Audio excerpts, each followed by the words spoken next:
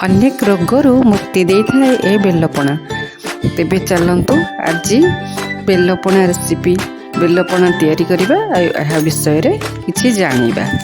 आपण समस्तंकु चिन्मय किचन को स्वागत। बेलपणा खाली पेटर पीले कॉन्स्टिपेशन दूर हुए, रक्त परिष्कार हुए एवं यह सहित रोग प्रतिरोधक शक्ति मध्य वृद्धि पाई थाए। एहाकु पीवा द्वारा महिला मानकर स्तन कर्कटरू मध्य मुक्ति मिली थाए।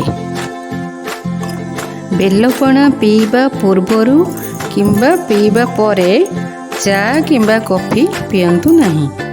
तेबे चलंतु एहाकु बनेइबा विषय रे आलोचना करिबा। एहाकु बनेइबा अति सहज।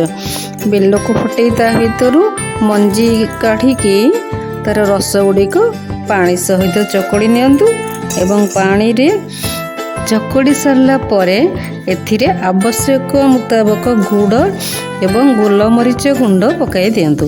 यह हजम रे सहाय्य करे।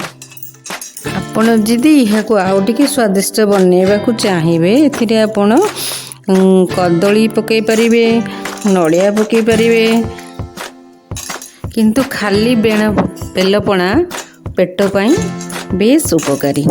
बेलपणा पेट पाई मेडिसिन भली काम करे बोली एहाकु आमे अमृत भली कहता। अमृत भली काम करे।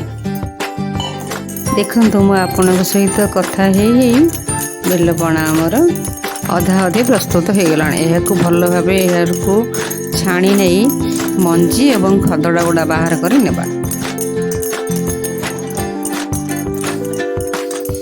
पाचिला बेल तो पेट पाई सरबत हिसाब से आम पीऊ।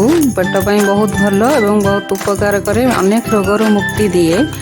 आपण कंचा बेल छोट छोट हो से आनी छोट छोट खंड कर सुखेकी ताको गुंड करी पीले मध्य पेटरे अनेक रोगरू मुक्ति आपण पाइपर।